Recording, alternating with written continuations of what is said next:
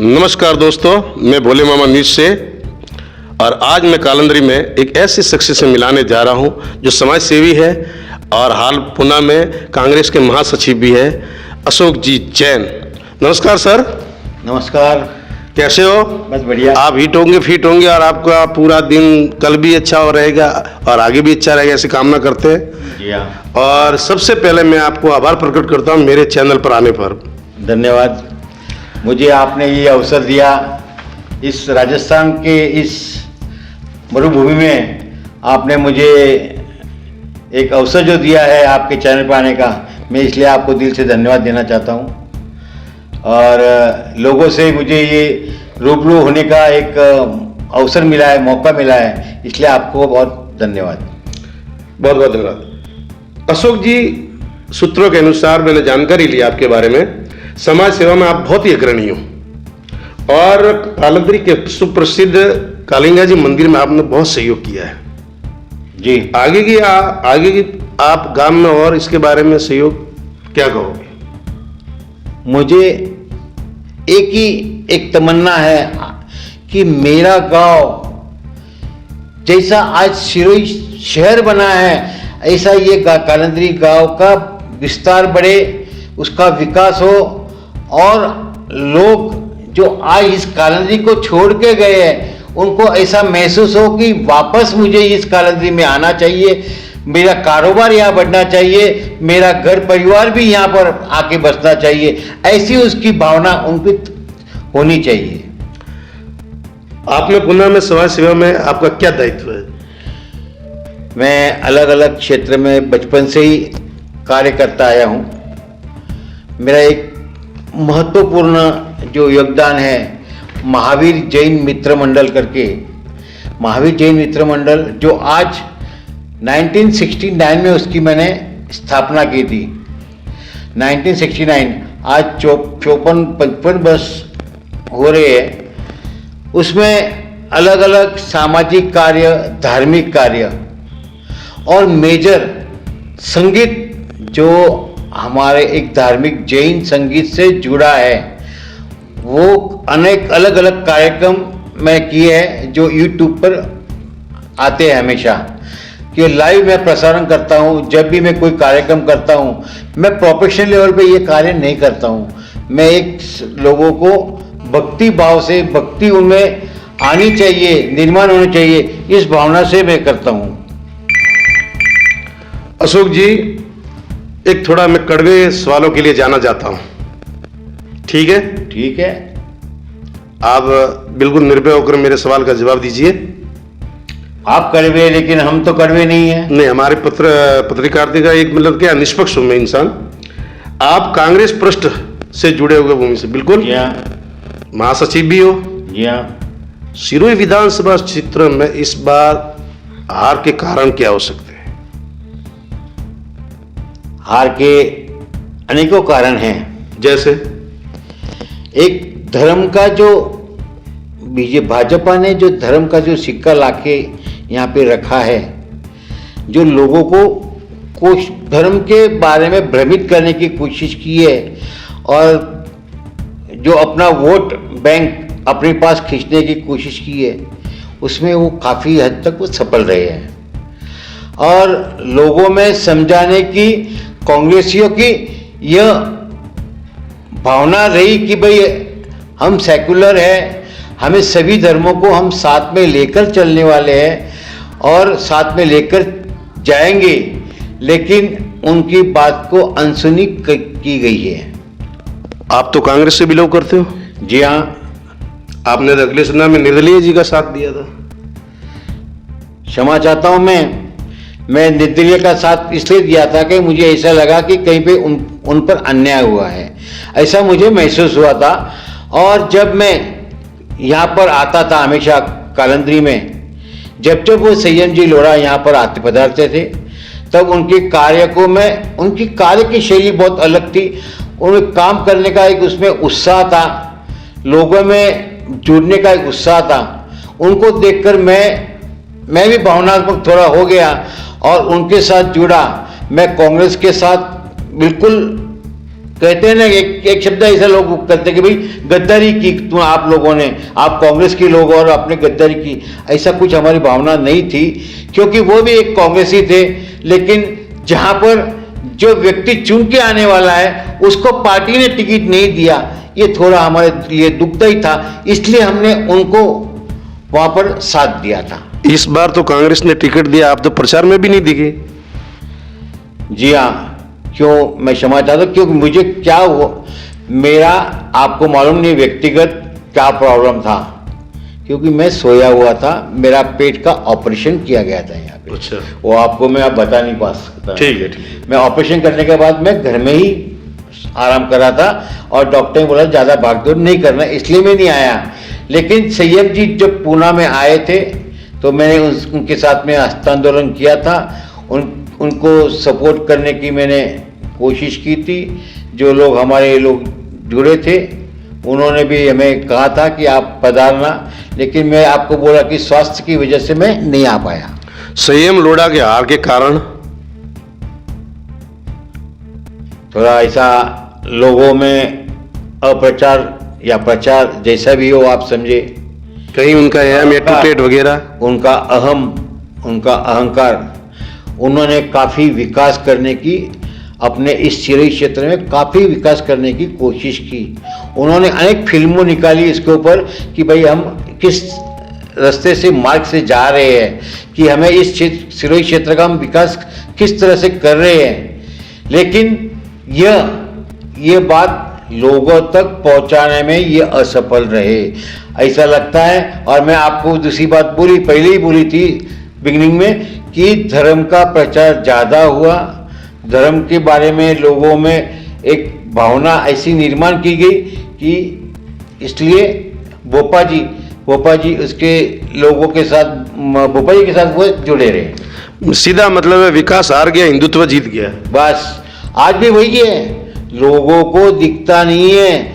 जिस 9 बरस में इतनी महंगाई बढ़ी है हमारी अलग। अभी ये विषय बहुत ही गहन है, क्योंकि मैं तो अभी लोगों को महंगाई बढ़ी है, रोजगार नहीं है, बेरोजगारी है, लोगों को अभी वो शौचालय क्या, वो तलाक क्या, वो कश्मीर क्या, एक कोई मुद्दे का मतलब ही नहीं है, तो भी वो मुद्दे को बनाकर वो अपने वोट बैंक को खींचने की कोशिश में लगे हैं। क्योंकि इससे क्या देश का विकास हुआ है? मुझे एक जो भी चीज़ है कि भाई तलाक से क्या देश का विकास हुआ है?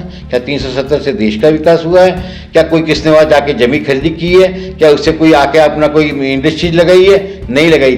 तो ये 3 तलाक है, जो NRC RSC जो भी ये जो लाए थे उसका कुछ भी नहीं हुआ, इम्प्लीमेंटेशन कुछ भी नहीं कर पाए। लोगों को कितने दिनों उनको डेस्टिनेशन सर्कल इसमें डाला था, कुछ नहीं हुआ। 370 का कोई फायदा नहीं। क्या मैं बताऊं ना आपको, कुछ भी फायदा नहीं हुआ है। मेरी बात सुनो, 1990 में कश्मीरी पंडितों को वहां से भगाया। हाँ बोलिए, राइट, आप बोलिए। हाँ राइट, आपको मैं जवाब दूंगा ना। तो किसने भगाया? जब सत्ता किसकी थी, कौन था सत्ते पर? वहां पे बीजेपी का, वहां पर बीजेपी का, भाजपा का वहां पर ऑब्जर्वर कौन था जब वहां से सब हिंदू पलायन हुई है? ये जरा आप जानकारी देना मुझे, यदि आपको मालूमात हो, नहीं हो तो आप उसकी पड़ताल करना, जरूर करना। जी बहुत बहुत नमस्कार। और मेरा अगला सवाल है, फ्यूचर में आप कालंदरी से सरपंच के चुनाव इच्छा है? देखिए, जब आदमी की, हर व्यक्ति की ऐसी आशा रहती है कि मैं इस गांव का सरपंच बनूं, इस गांव का विकास करूं, ऐसी क्यों नहीं हुआ? आशा रखनी चाहिए, निराशा नहीं चाहिए। भले कोई भी हो, भले मैं नहीं रहूं, बल्कि मेरा साथी या अपने इस कालंदरी को आगे बढ़ाने वाला, विकास करने वाला व्यक्ति यदि आगे आए तो उसका मैं हमेशा उसका साथ दूंगा मैं। अशोक जी, आप कांग्रेस से बिलोंग करते हो और संयम जी आपके खास अजीज मित्र भी है, जिस प्रकार जो भी आपका संबंध है, कहीं ना कहीं उनका घमंड, और ये दूसरा बोलते हैं मदरसा लेके, ठीक है, दूसरी बार लोगों को डपोर, ये शब्द बातें कहीं हार के कारण तो नहीं बन गई? कुछ है, ये जो बातें हैं ये बहुत सी जुड़ती है, नहीं जुड़ती ऐसी बात नहीं है।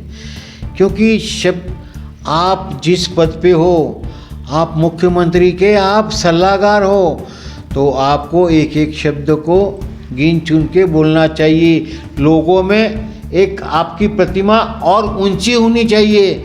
आपका परिवार बहुत बढ़िया परिवार है, सुशिक्षित परिवार है, शैक्षणिक क्षेत्र में बहुत बढ़ा हुआ है, तो आपको हमेशा भविष्य में, मैं तो आशा करता हूँ कि भविष्य में आप और इससे बढ़कर आने वाले लोकसभा के चुनाव में, भले आज यहाँ पर आप कि यहाँ पर पराजय नहीं, लेकिन आप जो वहाँ पर बैठ गए हैं, आप भविष्य में आने वाले आप लोकसभा के क्षेत्र में जाकर आप आ सकते हो, वहाँ चुन के जा सकते हो। लोगों में बहुत भावना है अच्छी कि भाई ये संयम जी लोढ़ा एक बहुत बड़े विद्वान व्यक्ति है और विद्वान व्यक्ति को आगे बढ़ाना चाहिए। जो अपनी सोच रखता है, अपने सिरोही क्षेत्र की सोच रखता है, अपने राजस्थान की विकास की सोच रखता है, ऐसी व्यक्ति को आगे आना ही चाहिए, आगे लाना चाहिए।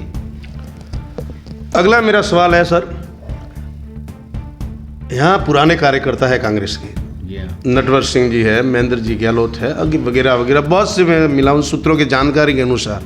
जब मेरा उनसे बात हुई कि इस बात सेम जी कि आप तो खास कार्यकर्ता फिर हारने की वजह क्या, तो उनके मुंह से ये निकला कि पुराने कार्यकर्ता को दरकिनार किया। क्या कहोगे आप सर?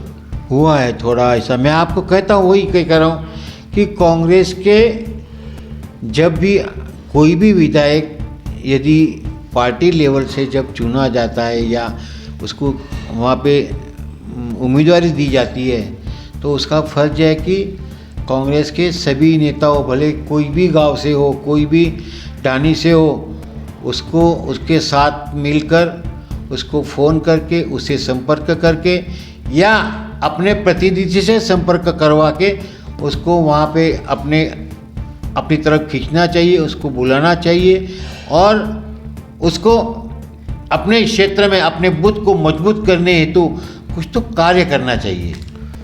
अशोक जी, 2 दिन पहले की मेरे पास बाइट है, लोकसभा के अंदर जिस प्रकार उपराष्ट्रपति जो स्पीकर थे जगदीप धनखड़, उनको अपमानित किया गया, ठीक है, उनकी मिक्री बनाई। जो सांसद है टीएमसी के कल्याण जी बनर्जी, और उनकी मिक्री बनी, और उनके आला कमान आज कांग्रेस के बोलते राष्ट्रीय अध्यक्ष बोलते हैं राहुल गांधी, उनका वीडियो बना रहे। आने वाले समय में क्या विपक्ष में वो दिखाई देंगे? क्या ये सोच लेके चल के ये लोकसभा का क्या अपमान नहीं है? अपने को कहीं भी हो, संसद भवन की पवित्रता रखना हर संसद का कर्तव्य है।